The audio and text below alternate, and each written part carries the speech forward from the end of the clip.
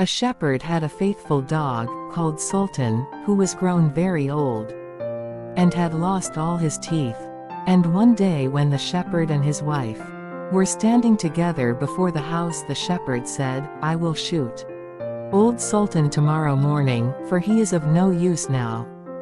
But his wife said, "Pray let the poor faithful creature live, he has served us well a great many years, and we ought to give him a livelihood for the rest of his days." "But what can we do with him?"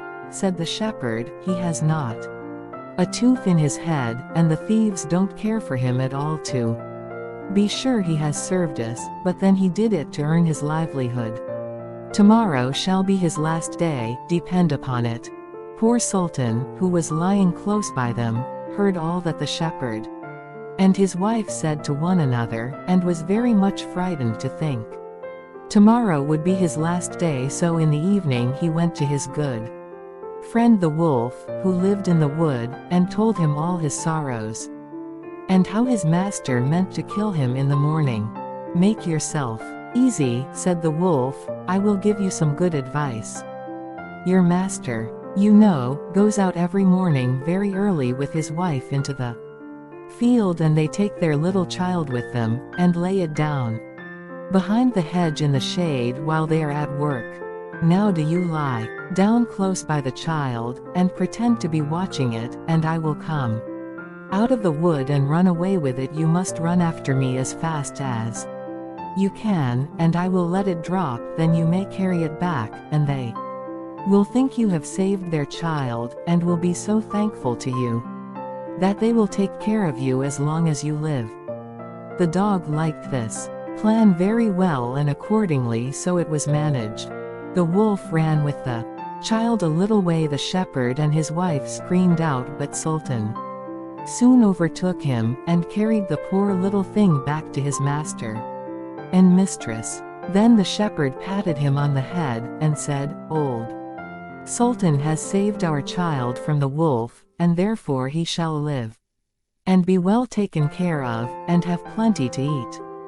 Wife, go home, and give him a good dinner, and let him have my old cushion to sleep on, as long as he lives." So from this time forward Sultan had all that he could wish for. Soon afterwards the wolf came and wished him joy, and said, "Now, my good fellow, you must tell no tales, but turn your head the other way, when I want to taste one of the old shepherd's fine fat sheep." "No," said the Sultan, "I will be true to my master." However, the wolf thought he was in joke, and came one night to get a dainty morsel. But Sultan had told his master what the wolf meant to do, so he laid wait for him behind the barn door, and when the wolf was busy looking out for a good fat sheep, he had a stout cudgel laid about his back, that combed his locks for him finely. Then the wolf was very angry, and called Sultan an old rogue, and swore he would have his revenge.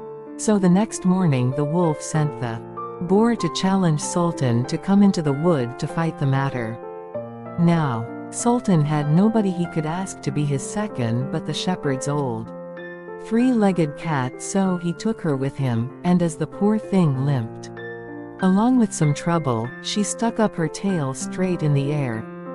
The wolf and the wild boar were first on the ground, and when they espied their enemies coming, and saw the cat's long tail standing straight in the air, they thought she was carrying a sword for Sultan to fight with, and every time she limped, they thought she was picking up a stone to throw at them, so they said they should not like this way of fighting, and the boar lay down behind a bush, and the wolf jumped up into a tree. Sultan and the cat soon came up, and looked about and wondered that no one was there.